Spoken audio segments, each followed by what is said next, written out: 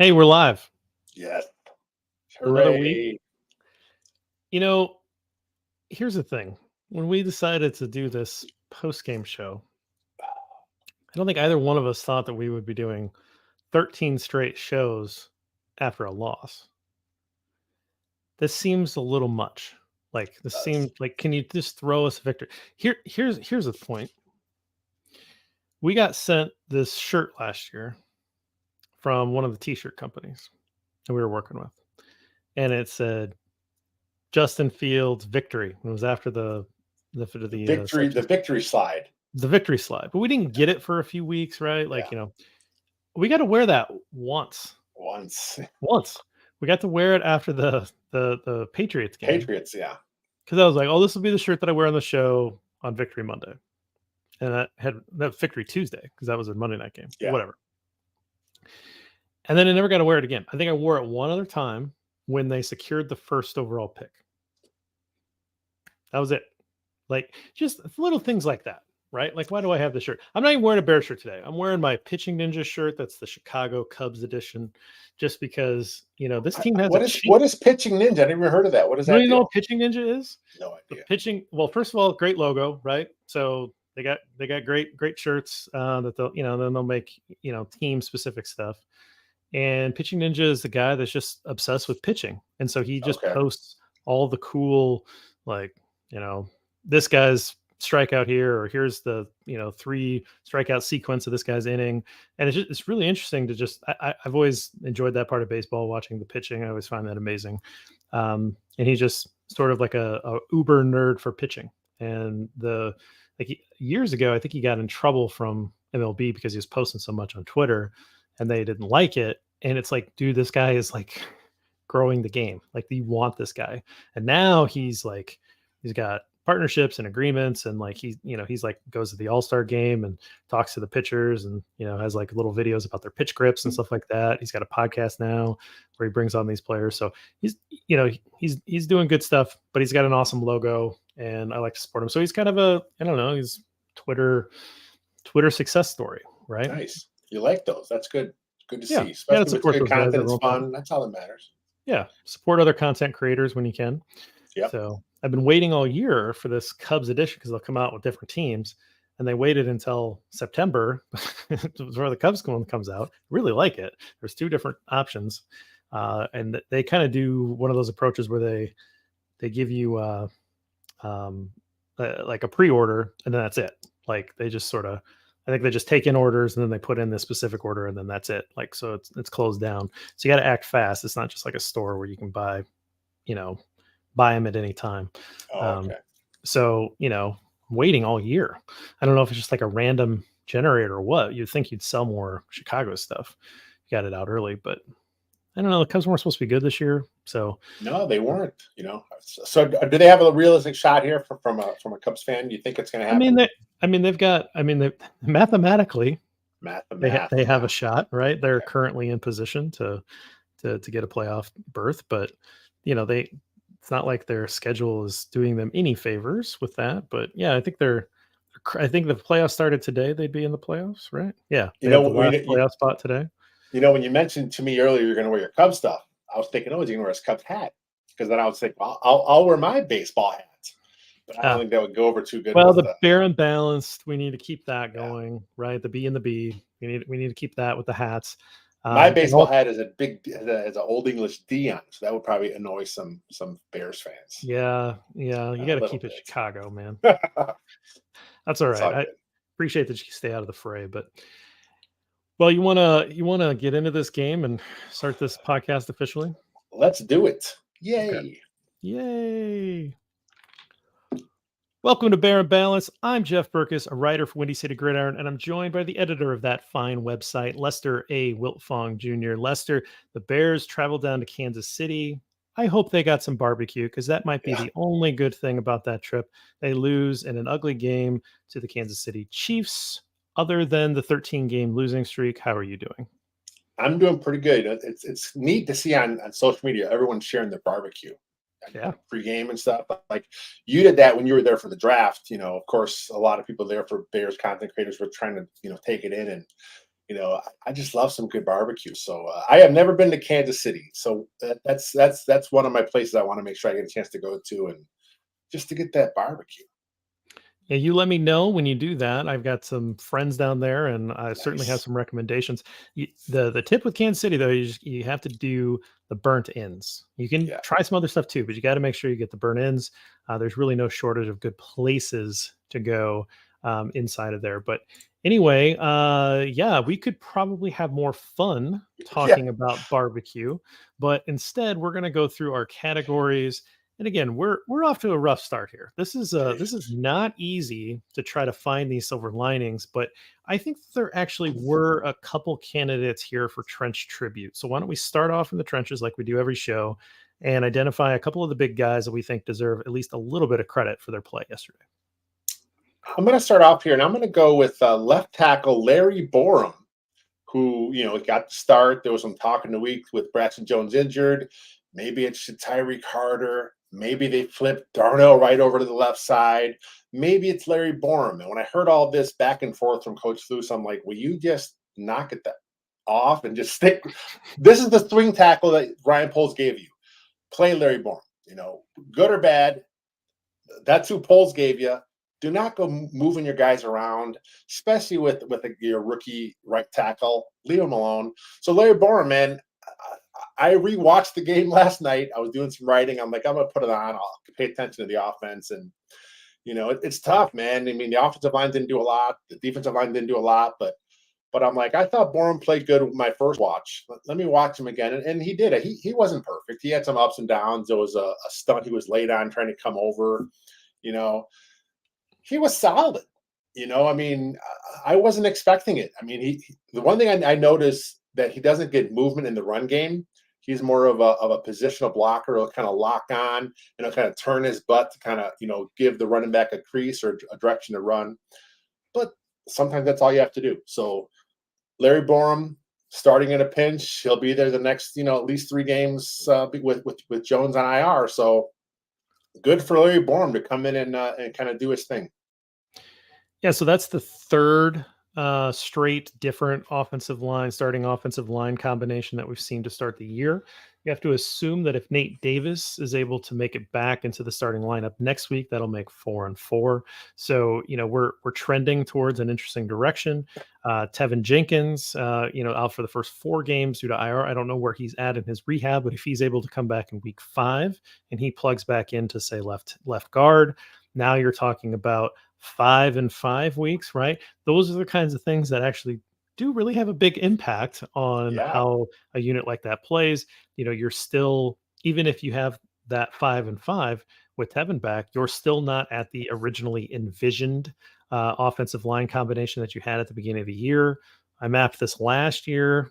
There were 9 different offensive line starting combinations last year over the 17-game schedule, and I don't think they ever actually got to the envisioned starting lineup. I mean, I know that Kramer had like 9 snaps at center. I don't know if that start was the full 5 that they envisioned, but Yeah, not Kramer. sorry, not Kramer. Wow, what a slip. You know what? It's already been a long month for me. It may as well be Kramer, Patrick, whoever it is. Dieter Patrick Iceland. Kramer. Let's get Dieter Iceland in there too. Who cares? Dieter Let's do Iceland it. got some snaps last year. Let's play them So all. along the way, Larry Borum played a lot of different positions last year, right? Like, he played some guard last Yeah. year. I think he played both guards at some point, snaps at both guards. So for your swing tackle, for him to be able to fill in at a lot of different positions, actually a pretty valuable thing to have on your roster. Now, is that somebody that is a top-notch starting left tackle that you want to pay a lot of money to? Our contention is no. But it's a good living to be a swing tackle in this league and to be able to plug in and get good quality reps out of that guy. And I think you're right. I think he deserves that level of respect for what he's able to bring. I want to talk about the other guy, the other side of this, which was Darnell Wright. I don't have the full all 22 recap for you like I did last week with Carter, but just in real time, it looked like Wright is starting to maybe settle in a little bit. He's a guy that can move you off the ball, right? It's not necessarily like Borum, where, like you say, where he's looking to just sort of do the shield, which again is fine in certain circumstances, but in other circumstances, you want that offensive lineman to be able to dig a guy out, displace him, right, and move him off the ball so that you can get these big running lanes. And I think Wright's starting to settle in a little bit. I know there's always going to be rough reps, and certainly he had. I think he had a quote about Chris Jones, like, I think that's probably the best player I've ever played against, right? Yeah. Well, he's a pretty good football player. Those things are going to happen. So those things are good for him. But I think that to me, Darnell Wright is starting to show the things that you want to see a rookie tackle show early on in his career. I was close to going right. I did like his game. It's funny with Wright. I mean, he had the one bad rep against Chris Jones, who is, like you said, one of the better defensive linemen in the entire NFL. So of course, fans right away, he stinks again. It's like, come on, we talk all the time. He's have up and down. He's a rookie, especially at that spot. And there was a rep later in the game where he put Chris Jones in the dirt. I mean, he's a good building block for this team, whether it's going to be Justin Fields, Ryan Poles, Coach Flus, whoever's here in the next few years. He's the guy that's going to be, as long as he stays healthy, he's the guy that's going to be part of this team for a long time. Yep, I agree. Let's just move quickly into Yeah. the next category. I mean, let's not mess around here, right? Yeah. Like this is a football team that doesn't necessarily need us to dive into too many holes here, but we're gonna go with our tweets or whatever they're called now. And our friend who might be in the audience here, she responded to my call for tweet. This is Chris Armstrong at Chris Armstrong 1. And I said, give me your hottest, saltiest takes of the week, whatever. I'm going to keep doing this because you guys are getting me some good stuff here. But Chris says, George McCaskey walks into a bar, and it was the turning point of the franchise as a new chairman of the board took over soon after. So the old walk into a bar, get knocked out kind of joke. Good stuff. Hadn't heard that one in a while. I like it. And it gives us an opportunity to talk about the George McCaskey tenure, regime, whatever, if you will, as chairman of the board. And I think that years ago, there would be this call for the McCaskies to sell. And I would just be like, I don't, what do they do? Like, what, I don't know. How is this different than anything else? And now I'm a pretty true believer that the amount of decisions that George McCaskey has been involved with since he's taken over, just how clueless this guy is in how to make these decisions. And I'm actually done sort of writing it off. I think it actually does have an impact on this football team. And you go back and start with his decision making with who he's brought in and what that's led to. There are just embarrassing moments throughout this franchise history that has been around for over 100 years now, and some of the most embarrassing moments have happened in on his watch. Yeah, it's been a rough few decades here for for the Bears. It's not all on McCaskey's watch, but a lot of the stuff, like you said, it's been brutal. I mean, a lot of the stuff he does is like, who knows if Kevin Warren really is the guy? If he has, there's rumors that he's only in to do the sale of the The stadium. building, the stadium. Yeah, there's some rumors of that. There's some rumors that it's still whoever that polls is the top football guy. I don't know what to believe. It's hard to tell. The way the Bears spin it, it's Kevin Warren's show. So until we find out otherwise, as Bears fans, we can hope that's true. And we hope that he has got full authority to do what he feels he has to do. If that's fire polls, fire flus, restart the whole thing again, it would really, really suck because here we are back in the same, reset timeline. But what are the options here? So yeah, I'm just not. And then people talk about the sell. I can't see them ever selling. I know Virginia is 100 years old. There was some talk that something may happen when she is finally gone and the grandkids all have it to themselves and everything. And I just don't think it's going to happen. I think it's going to be the McCaskies. This is their legacy. This is all they got. So I think it's going to be here to stay. And we just hope that Kevin Warren is the guy and he can make the right changes and he can get it done. I think there's a number of instances that you have where I think the narrative from McCaskey and those in the Bears organization and those that support that particular ownership group, let's say on Twitter or whatever, that would like you to believe is that hey, they just hire football people and they get out of the way, right? I don't think that that's necessarily all that true. And if you kind of go back and you look at some of the decision points that were made, even the most recent, where you have all of these interviews, you lock in, you're going to hire Ryan Poles, and then you say, hey, here are these three coaches that we have vetted and say this is the short list that we really like, and maybe you're free to like continue that search and interview more coaches, but these guys are already pre-approved and we really like them. So, hey, new hire, do what you need to do, right? That kind of putting your thumb on the scale isn't actually getting out of the way, right? Yeah. And I think that there's a tweet that you would like to highlight that would maybe exemplify that a little bit more. Mark Potash, who is Potash. I'm not sure. Potsy. He's called Potsy on the beat. Huh. Everyone knows him. The Bears and Chiefs each fired their head coach on December 31st, 2012. The Chiefs hired Andy Reid 4 days later. The Bears needed 16 days to hire Mark Trestman. Left out of this tweet, of course, is the flirtation with Bruce Arians, who was coming off Coach of the Year. He was the logical guy the Bears should have hired.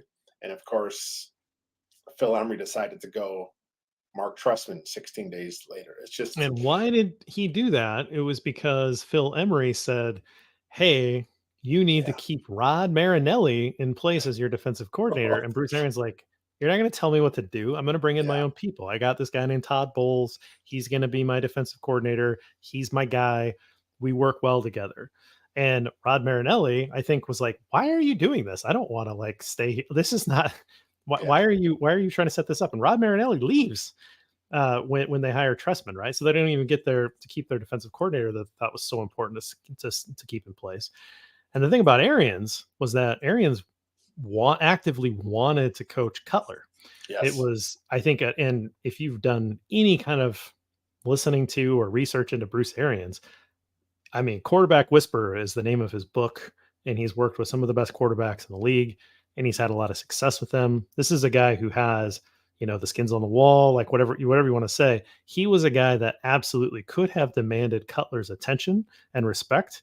And I think with the style, the no risk it, no biscuit, the throwing the ball down the field, that Jay probably would have really liked playing for him. And so again, you have decision makers that are putting their thumb on the scale and not like trust, whatever you want to say, that's on McCaskey's watch, right? And so you start going through these, and that Trustman situation led to, one of the worst. I thought that was rock bottom. But I think we're I think we're discovering there's more layers below what we had assumed was rock bottom. And I think we're experiencing it here in 2023. But yeah, I think you're absolutely right. And I remember when that happened, by the way, thinking, why are we not even trying to interview Andy Reid? And Yeah. and he just like he signed right away down in Kansas City. And I remember a lot of Bears fans were like, oh well, I mean, he can't win the big one. And I'm thinking, yeah, he's taken the Eagles to like 5 NFC championship games. Yeah. Yeah, like you can't win the big one. Sure, okay, that's a real criticism. The guy's one of the best offensive line minds in the league, but whatever. Yeah. There's just so much bad. You talk about rock bottom. The Trestman era, we thought we saw it. And then after Trestman, of course, there's another regime, and then there's another rock bottom, and then it's just ongoing. It's over and over, and now here we are in this Poles Eberflus era, and it's looking like we're on our way. If we're not there already, we're on our way to another rock bottom here with this regime here too as well. So get us off this hamster wheel of suck as fast as possible, and going back to Kevin Warren. Hopefully he's the guy. Hopefully he's the guy that can right this ship. Let's hit up our stat of the week. Caught up in a numbers game. They're all depressing numbers. They're all So depressing. Yeah, they suck. why don't you start us off with your depressing number? My number this week is 60%. And that is the third down conversion that the Bears have allowed thus far through 3 games. The worst in the NFL. I mean, there's some games tonight going on Monday night that maybe someone will, knock the Bears off that spot. But right now, that's the worst. Against the Packers week 1, it was 56.3% they allowed. Buccaneers and the great Baker Mayfield was 53.3%. Then, of course, last week or yesterday, 71.4%. You watch this zone defense, which is a zone-based scheme. It's not the Tampa 2, but it's the Tampa 2, but it's not. Who knows what the hell they're doing back there. There are so many guys wide open. They're just going in front of the zones and they're just making plays because there's no pass rush. You know, this type of defense works if there is a pass rush from your front four. We've talked about it. It's not happening. What is going on here? 60% third down conversion. And this isn't just like a 3rd and 1. How many 3rd and longs have we seen this team give up? You know, Jordan Love did it. Baker Mayfield did it. Patrick Mahomes did it. Those 3 quarterbacks are not the same, but they all kicked the crap out of the Bears defense when they had to. It's not going to get any easier. Oh. I mean, Kirk Cousins going to eat this team up, right? Jimmy Garoppolo can do that. Like this is, I called it vanilla defense earlier, and then I had to apologize to the flavor of vanilla because vanilla is good.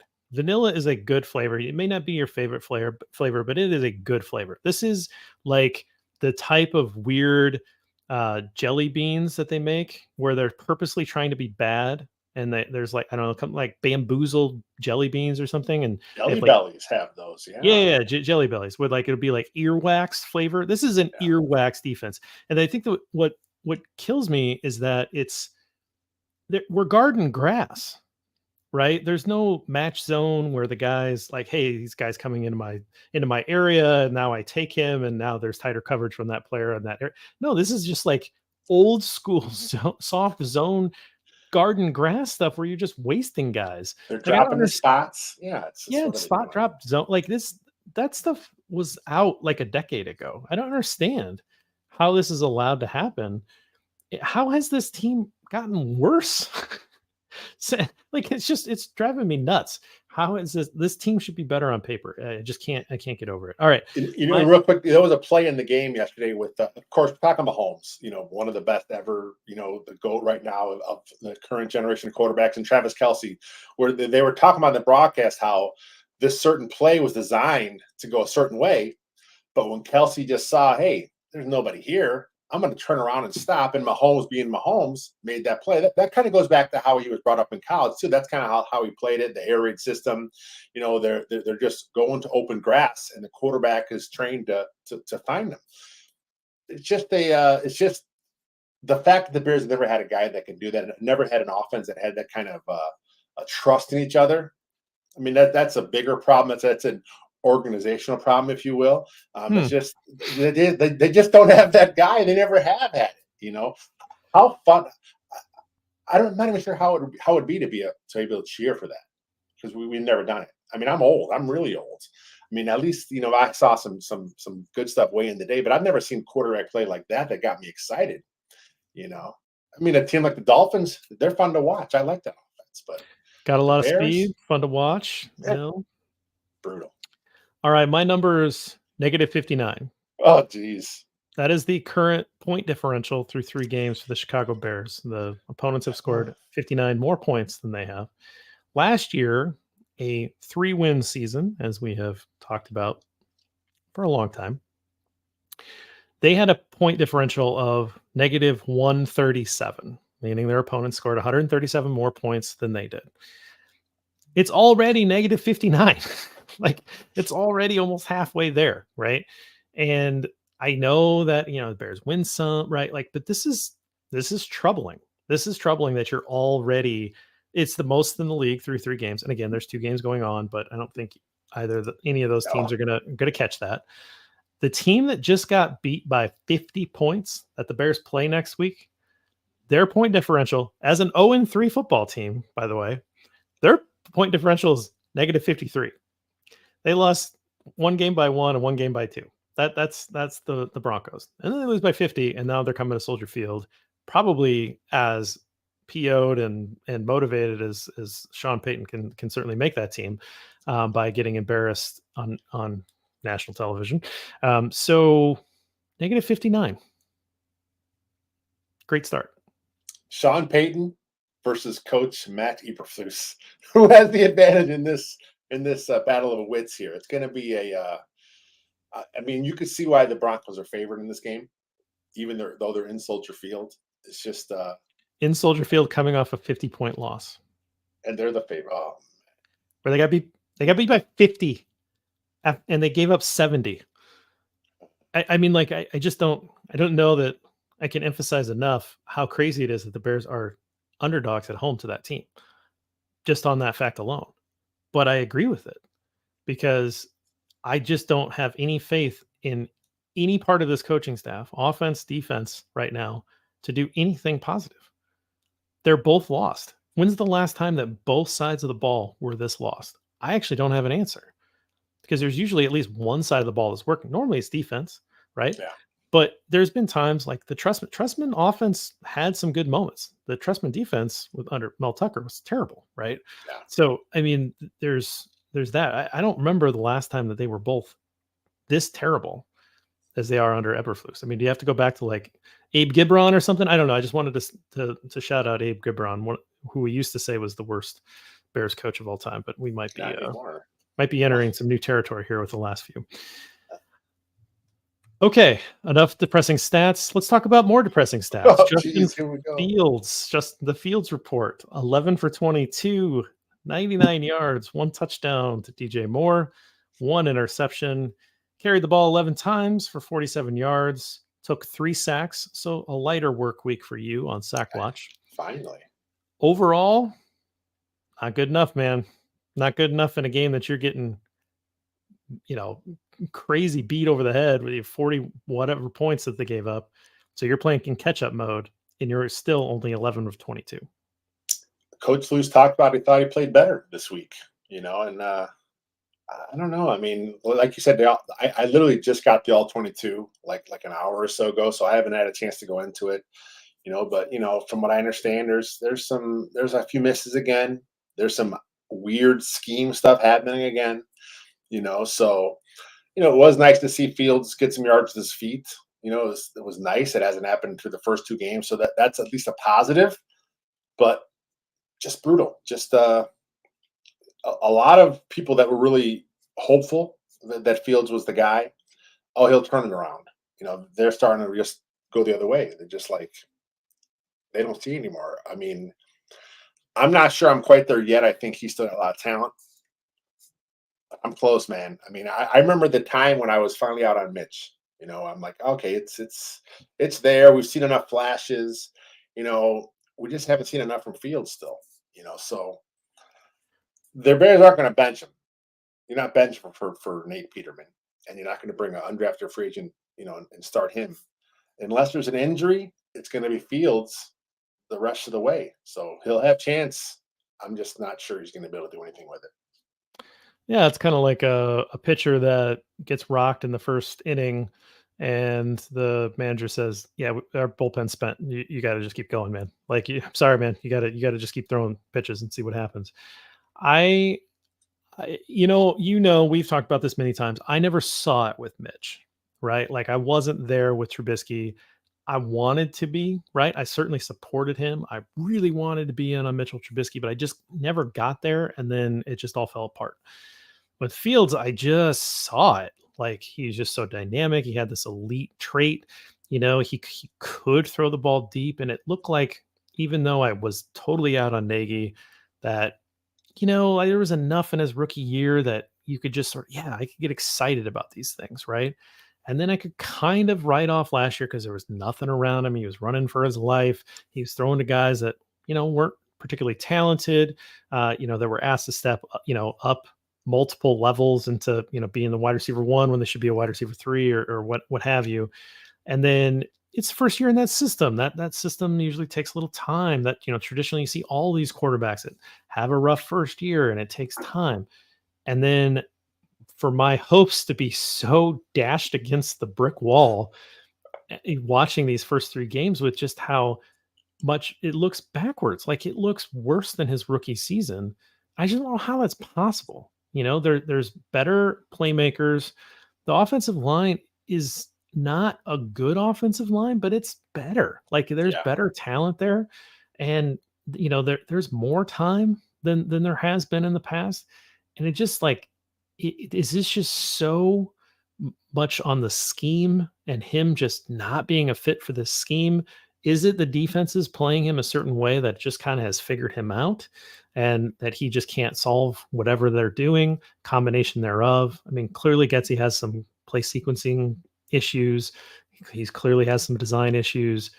The weapons around him, even though they're talented, have been running poor routes, right? I mean, there's a lot of blame to go around, and I just can't reconcile it in my head how much better on paper this team looks and how much worse they look on the field.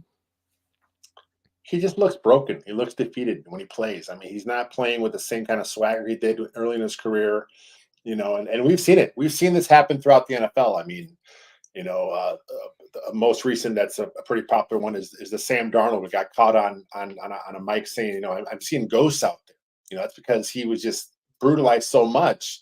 He's seeing things that aren't there because he's anticipating the mistakes that they're not happening. Going back to David Carr with the Texans, he got sacked, so many times there.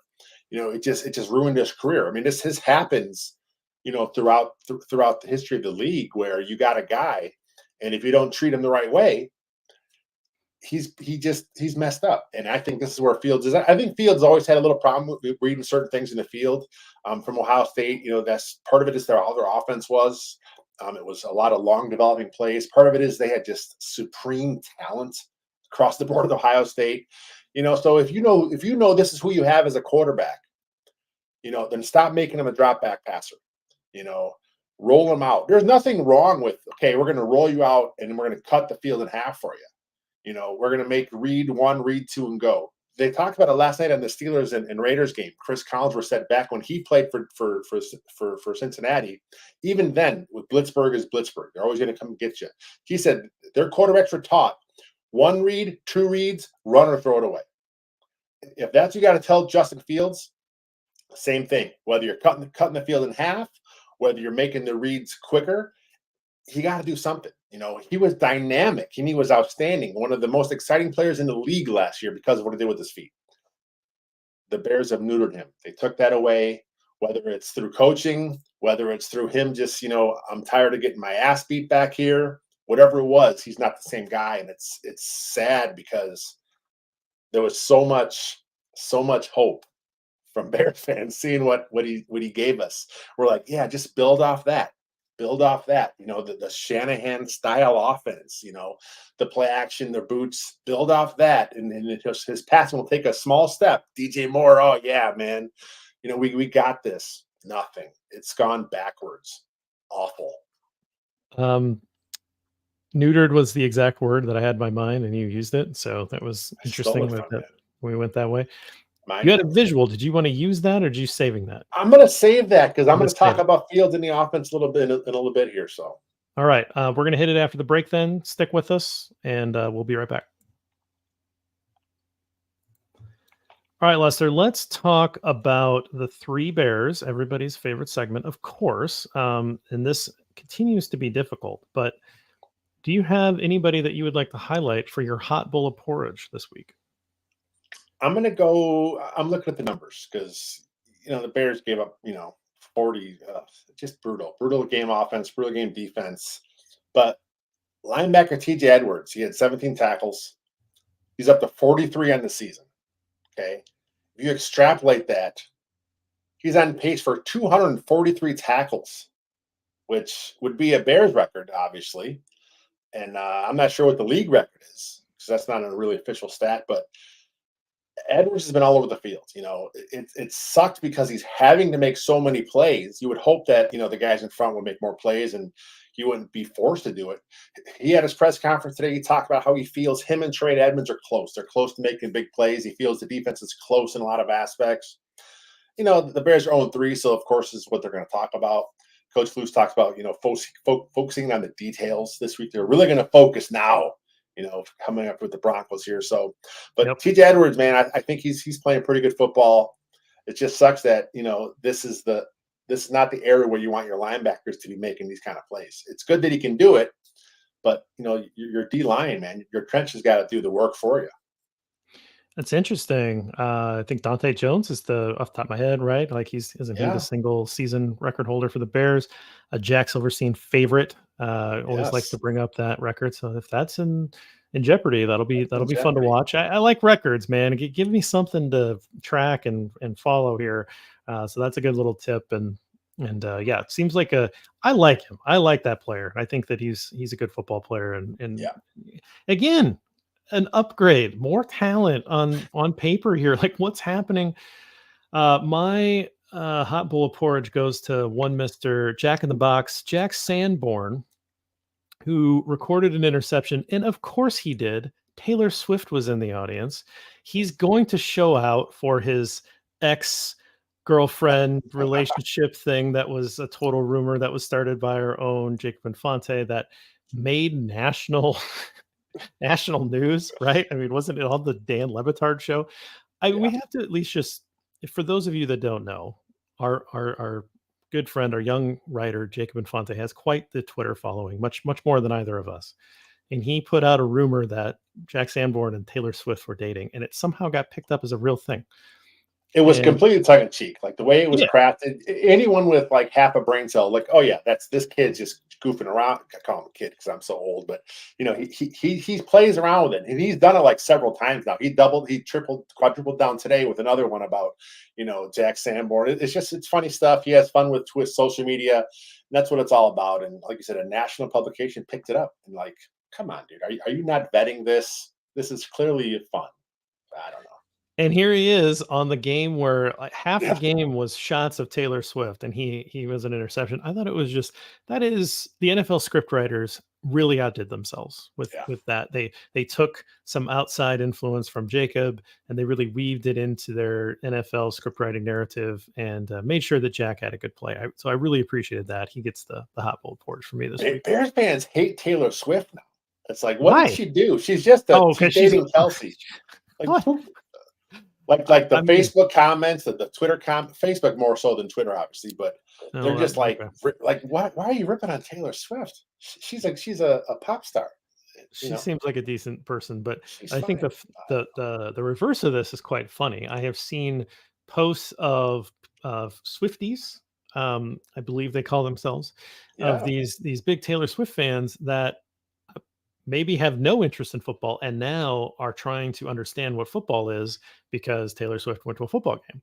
And so there's these like explainers from one Swifty to another of what yeah. football is and the basics that you need to know. And this might be the funniest thing I've ever seen, but I also am like, if Swifties like hit us up, let us know your questions and we would love to introduce you to the basics of football and get you going. So, new segment of the fan base. I don't know. Rich Eisen on the pregame show yesterday mentioned, he had a rumor that Swift would be in KC. So I tweeted it out, of course, because it's social media. I like tweeting out like 100,000 impressions that tweet got. Man, I got to think of more reasons to tweet about Taylor Swift because man, my Twitter blew up from that. We need to bring our guy Luis Medina on and Yeah, we'll see if we he'll can fill just get us him in. to just go off on Taylor Swift songs. And he's a Swifty. He's a big He fan. is, yeah, So he is. and Trenton Gill, Trenton Gill's a Swifty, right? So See, we definitely had the connections there yesterday. So all right, let's turn it around and let's go cold bowl of porridge here. for my cold, I got to go back to Justin Fields, but it's not just Fields. It's the offense. It's Luke Getzey. It's the scheme. It's the play calls. And I had a graphic you want to highlight. Courtney Cronin, Bears beat for ESPN. She tweeted out a graph from ESPN Stats and Info. So if you're watching on the video channel here, you see that there. A look at Justin Fields' struggles inside the pocket since the start of last season. That's of course the Getzey era. Fields has the worst QBR, which QBR is what it is. It's no one knows the secret formula ESPN uses, but it's at least something that we understand. Okay, worst QBR 25 and yards per dropback 4.6 from inside the pocket among QBs with at least 200 passes in that time. So if you see this graphic here, Fields is way down in the corner. He is the absolute worst when he's inside the pocket, which goes back to my earlier point. Get him the F out of the pocket. Let this man get on the move, more play action, get him on the move, bootleg sprint outs, give him a two-way go. Like I said, cut the field in half, 1-2 read go. Yes, defenses are playing him differently. They're doing a lot of zone against him, keeping their eyes on him. They're rushing him with a way to keep him in the pocket. They want him in the pocket. You know what? Luke Getzey, scheme him out of there. Figure out a way. Crack back, crack that DN so you can't contain. Do something. Bring in Mercedes Lewis. Put him on the edge. Let him seal an edge for Gift Field somewhere to go. Do something. But get his ass out of the pocket because it's not working. Yeah, this continues to be a coaching staff that I think just doesn't understand what they have, and they're trying to like fit, the square pegs into round holes, whatever you want to say, but they're not willing to bend their system or change their system or their approach or whatever. And it's on both sides of the ball. And for me, I'm gonna keep going after him. It's Matt Eberflus. And there's a nice tweet from Matt Bowen at Matt Bowen 41, ESPN guy, former Hawkeye, and longtime NFL safety. Really good stuff. You guys should be following him. But very simple tweet. It just says Bears defense, highest zone coverage rate in the league, 73.6%. Oh my God. Just one sack, 9 total quarterback hits. It's through 3 games. That's not even one. That's not even a good one game. And a pressure rate of only 19.6%. Need to heat up the quarterback for this scheme to work. And you need to really heat up the quarterback for that scheme to work. And it's just so pathetic to not understand the limitations of your own scheme and not be willing to shift out of it. And I understand that you're going against Patrick Mahomes, but all of these quarterbacks that you're going to face can beat this scheme without a pass rush. And so if you're not willing to try to be creative and find ways to win, and I've heard people defend, well, he just, he doesn't have the dudes, right? You really need a 3 technique and you need a lockdown corner and you need a playmaking safety. And it's like, whoa, what are you here for then, man? You're the head coach. Like, and if you come back and tell me that he's a culture guy, like, what's this culture? Like, this culture is bad. So if you're not bringing anything creatively defensively, you don't understand the talent that you have and are not willing to adapt, and your culture sucks, why are you here? What would you say you do here, Matt Eberflus? It's the Hits philosophy. It's at some point, I'm not sure if they're yet. The people want to say, oh, he's going to lose the locker room. That takes a long time.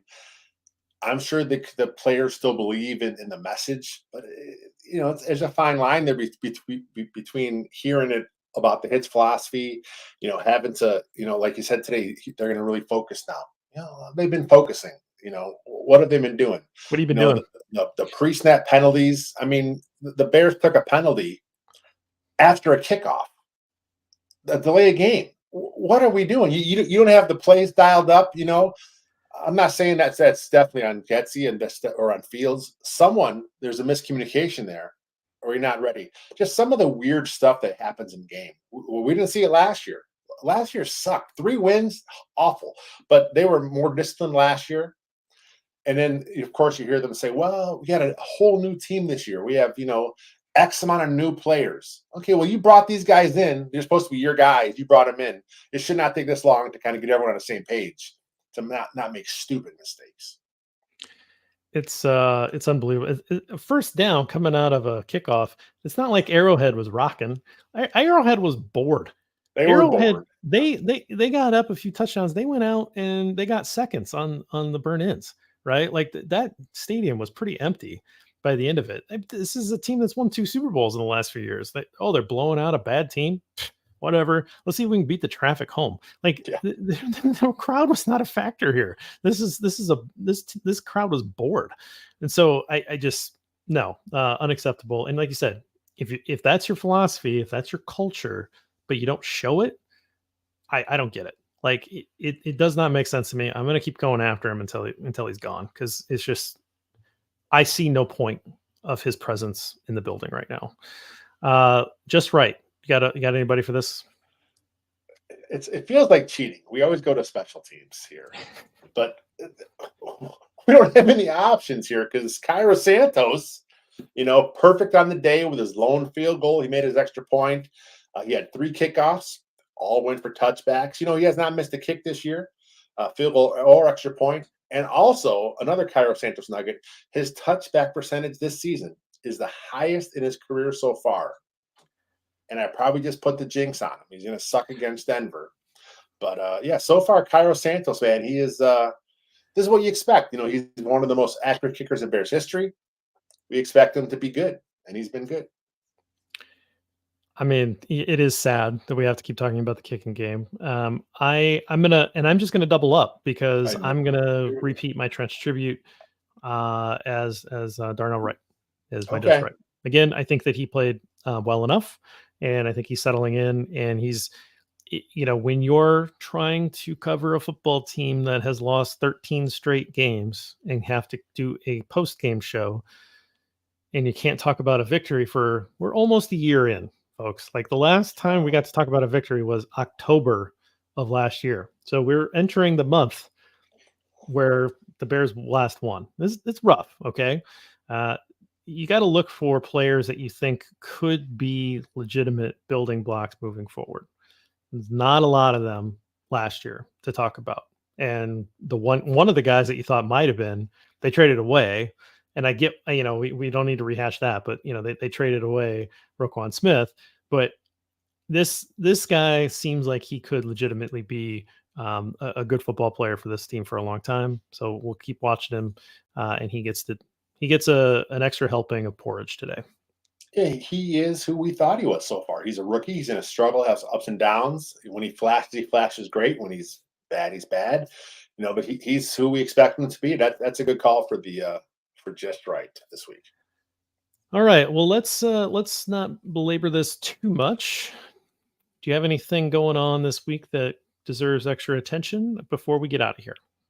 I mean, win, lose, or draw, we got stuff popping. I mean, if you guys have not seen Jay Thunderdoom's 46-second clip on our YouTube channel, Second City Gridiron, go find that. It's well worth the 46 seconds of your life to kind of click play on that and check that out. That kind of came to us in an email thread late last night. We're like, oh my God, this is golden. It's one of those, we don't share our Slack chat or email chat or of course, or anything like that. But there was a series that, try to keep positive. And I said, I need an arc that ends with like a French film, black and white French film noir, where just existential, talking about the meaninglessness of life, right? And it accelerated quickly, and we got it.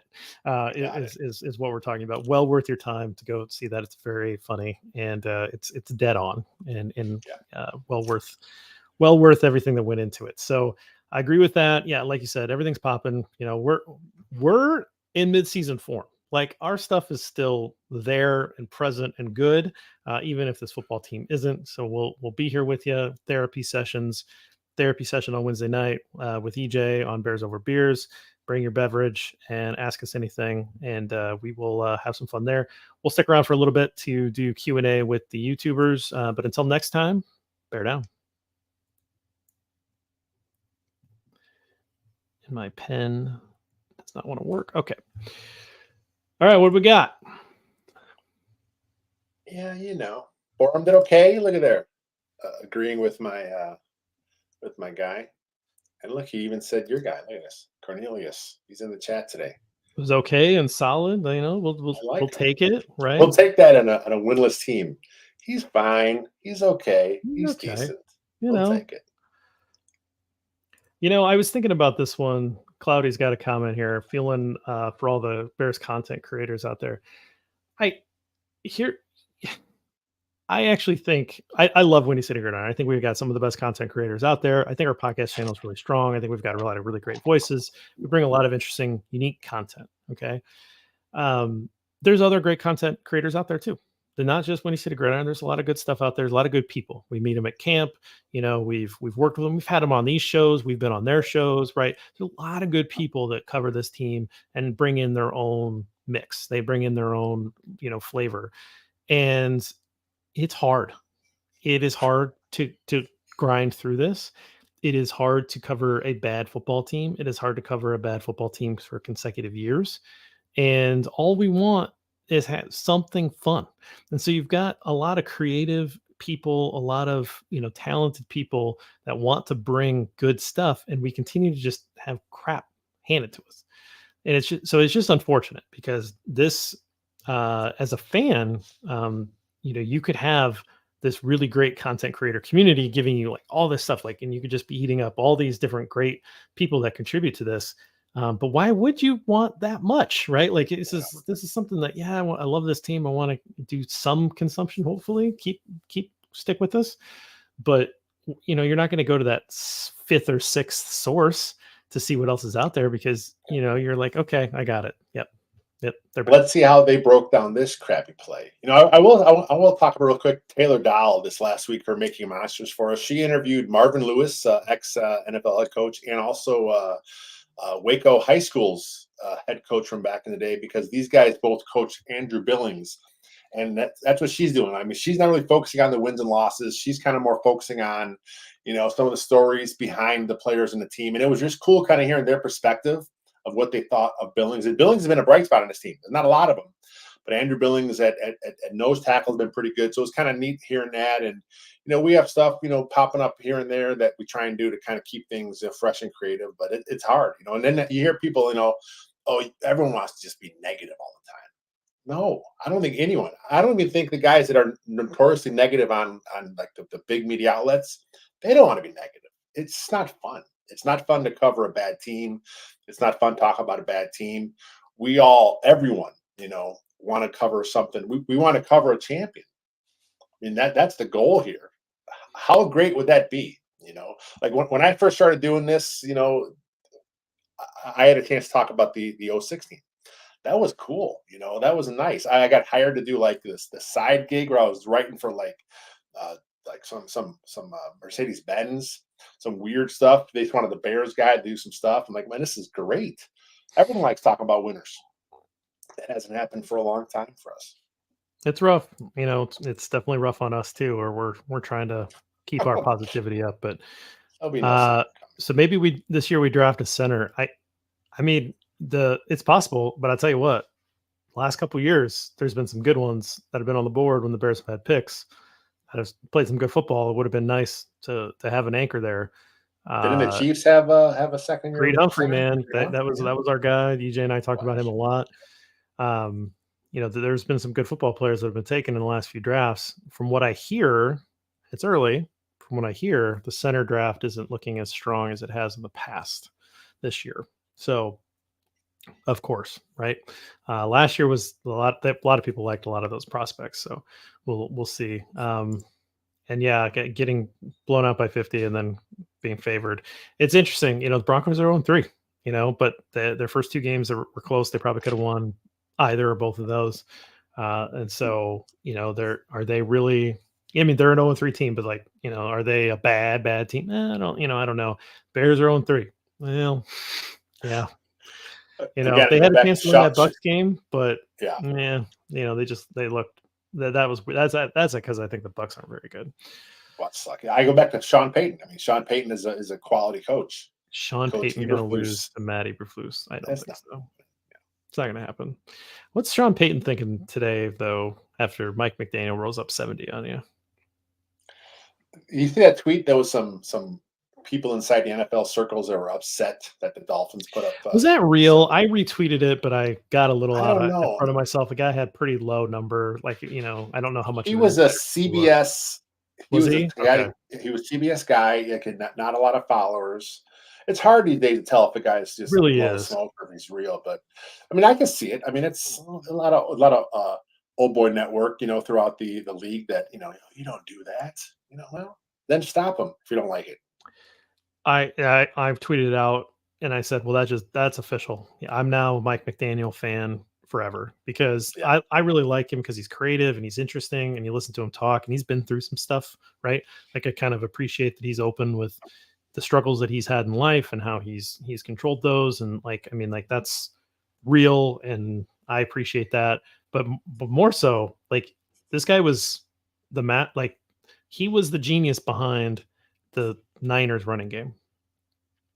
And the Shanahan system is the genius, but he's the one that helped innovate and push it forward. And why the Niners were so successful all those years, because he was a running game coordinator, right? And Yeah. so he brings that over to Miami. He's not just throwing the ball to Tyreek Hill and Jalen Waddle, like he's running the ball. They ran, I mean, a ton of yards yesterday, right? So they're really interesting. Their running game's interesting. They've got this little like fast motion thing that happens before the snap. That's a new wrinkle. And then Shanahan immediately steals it and runs it like 50 times. Yeah. So like it's one of those things where like you want to watch those guys because they're interesting. And the Dolphins have done such a good job of getting speed on their team, like very fascinating. But Peyton was like the wonderkind at one point, right? Like he was the guy that everybody's like, this is this young offensive genius, and he obviously has a great relationship with Drew Brees. They won a Super Bowl and all that kind of stuff.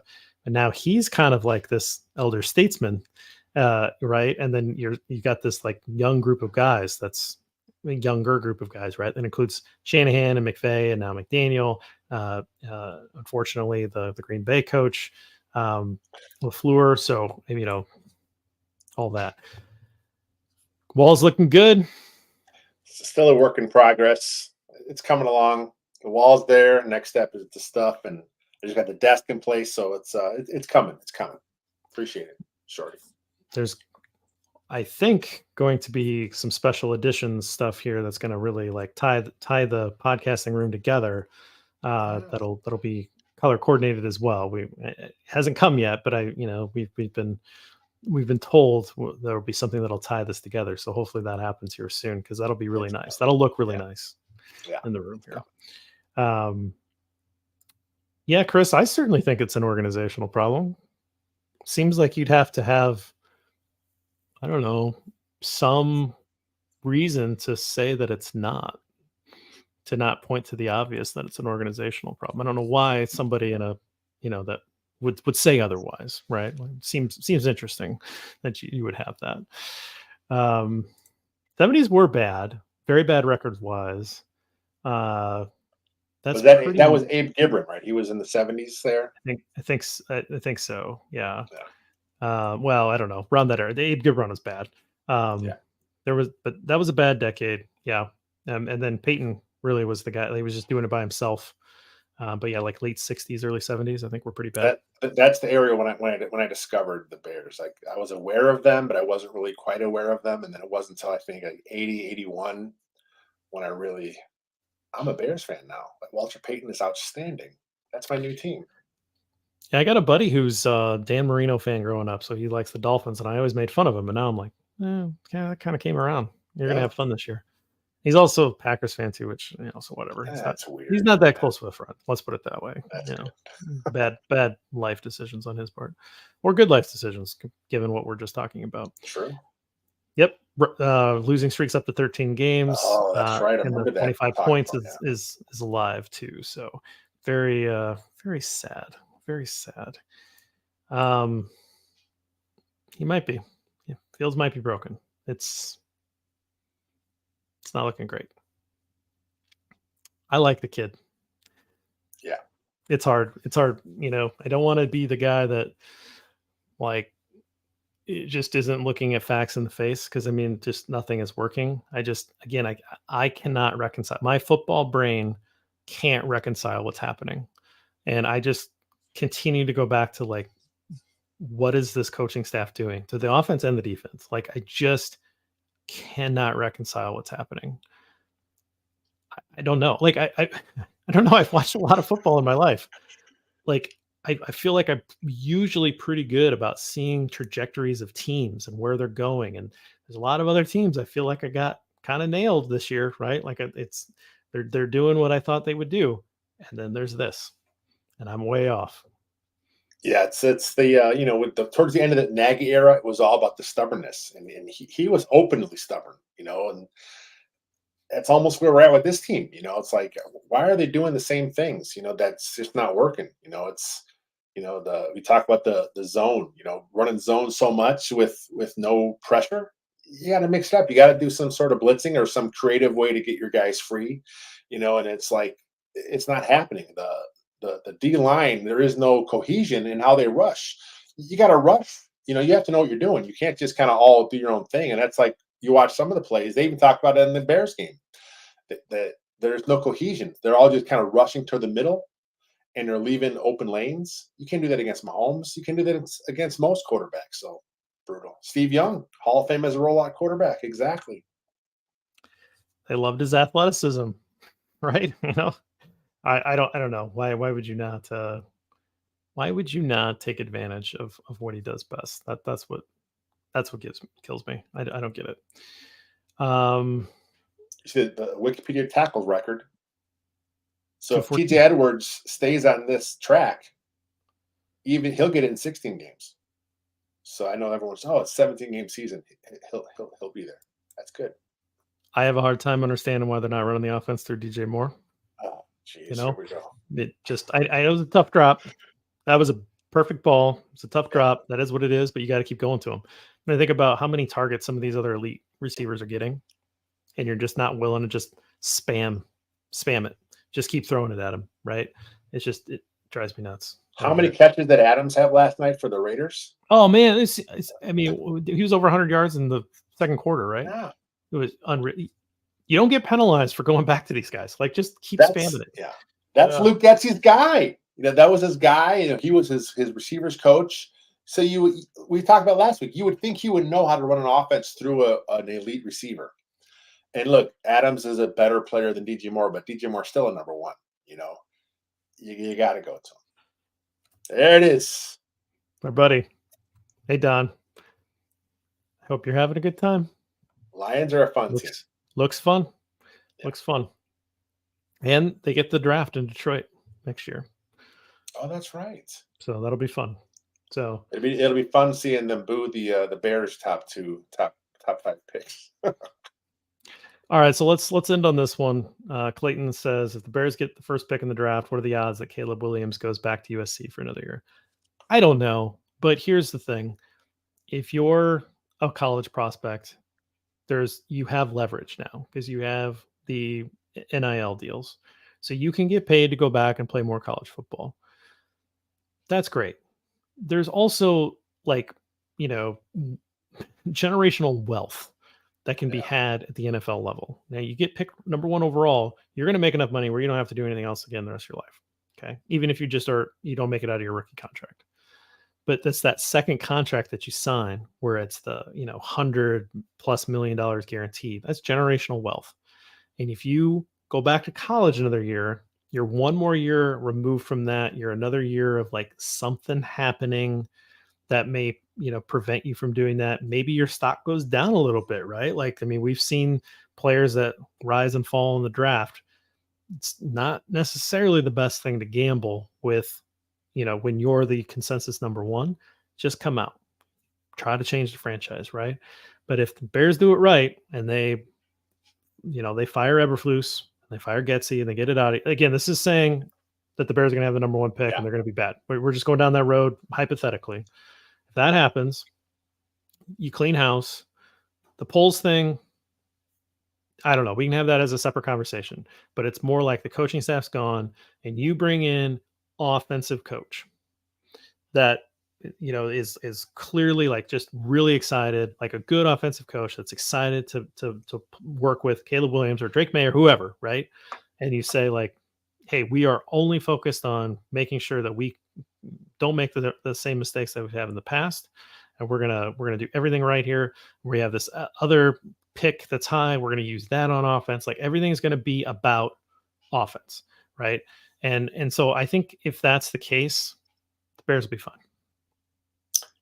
Yeah, I mean, it's like you said, the NIL money is nice. It's nice these college athletes are getting paid, but we're not talking. You said we're not talking like like I'm not sure what the first pick in the draft makes, but we're talking like a $40 million contract. I mean, this is so you're going to make $40 million playing one more year at USC.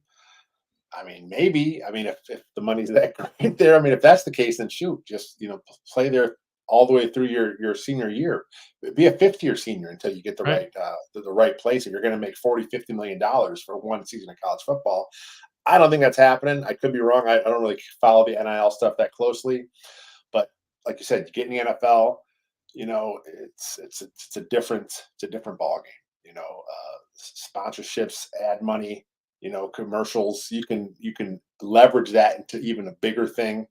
And here's the deal: if the Bears are in a spot to draft Caleb Williams, if he is the consensus number one, that means that something went horribly wrong, worse than it already is, and you're gonna fire loose. You're gonna clean house. Whether Poole stays, like you said, who knows?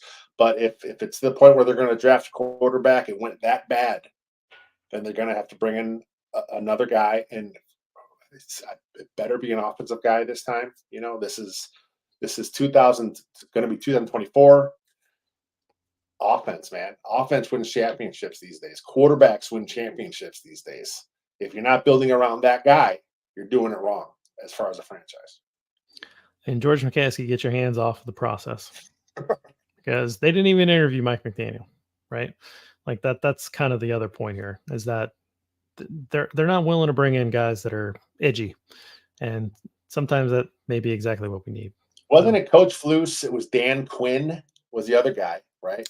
Who was Jim a Caldwell was finalist. the third. Jim Caldwell, who was an offensive guy, but he's 60 some Right. odd years old. And, Right. you know, Dan Quinn has shown that he is willing to change his defense. Now he's got a bunch of dudes down there, right? yeah, So like there's that, but he's shown actually that he was willing to change his defense. And then he's obviously had success as a head coach, right? yep, So I mean, to me, like I didn't like the finalist group, but that's where I assumed they went was Quinn because it on paper that made a little bit more sense from like a this guy has done some stuff before.